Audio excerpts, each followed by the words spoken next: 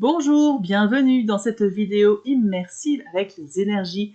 Et aujourd'hui, on va parler des énergies du lieu et en l'occurrence de la chambre de mon fils, pour exemple, d'un point de vue du Feng Shui traditionnel. Le Feng Shui est dans ma vie depuis plus de 20 ans et c'est un outil complexe mais tellement fascinant.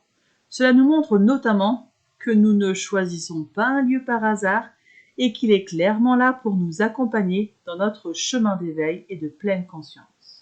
Mais revenons au but de la vidéo, assister au changement d'orientation du lit. Bienvenue dans la chambre de mon garçon où son lit est actuellement en travers parce que nous allons changer de train, nous allons changer d'énergie. Mon fils avait sa tête de lit orientée sur ce mur-là, donc en l'occurrence ici, on appelle ici Ouest 3.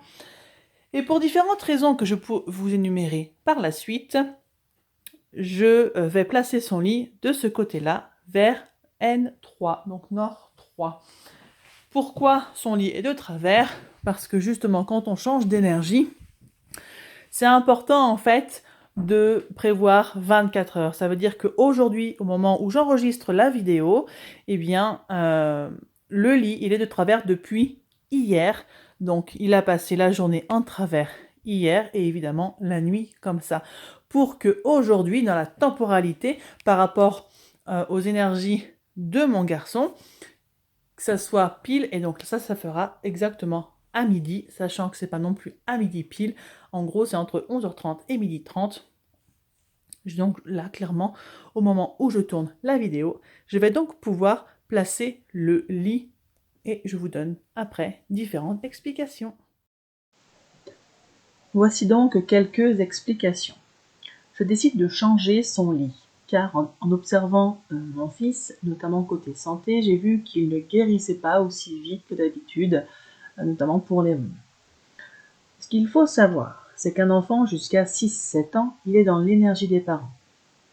Puis vers 7 ans, les énergies du lieu, d'un point de vue Feng Shui traditionnel, vont commencer à l'impacter. Aussi, même si l'orientation, là en l'occurrence Ouest 3, était profitable pour mon fils, on a bougé le lit plusieurs fois quand de la famille venait, sans se préoccuper d'un moment favorable pour mon fils pour le remettre en place.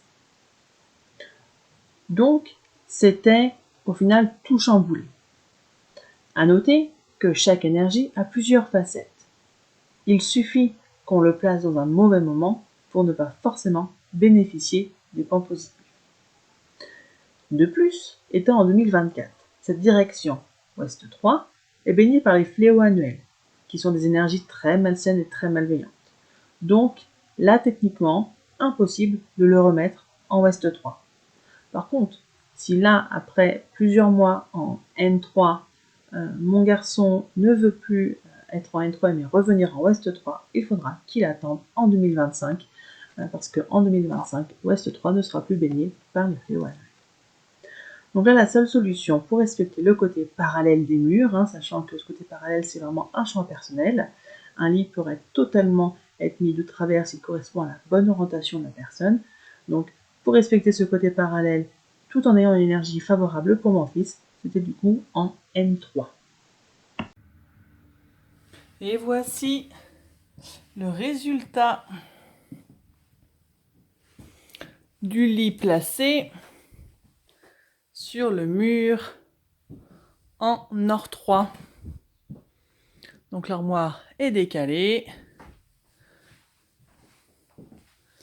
Avec cette orientation, je peux donc maintenant ouvrir mes deux fenêtres.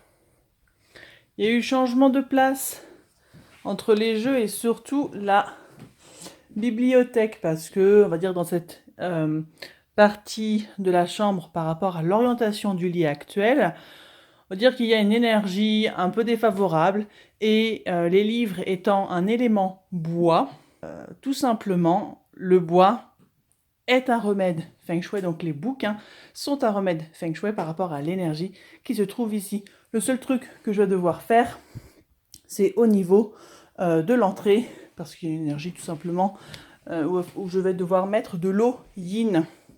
Et par rapport à l'orientation du lit, ça je voulais rajouter Là, techniquement, il pourrait rentrer soit à droite, soit par la gauche. Mais par rapport à l'énergie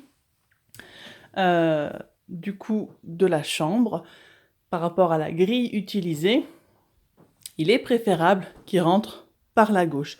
Donc c'est pour ça que sur la droite, j'ai mis en fait ses affaires, du coup voilà, ses chaussures, ses vêtements, comme faire une sorte de petite barrière pour qu'il puisse avoir toujours le réflexe de continuer à sortir par la gauche. Voilà, voilà. Merci de votre écoute. Si vous avez des questions, posez-les-moi en commentaire. Pour rappel, ce qui est valable pour mon fils ne l'est peut-être pas pour vous. Ici, j'avais envie de vous partager des infos sur les énergies du Feng Shui traditionnel. À bientôt!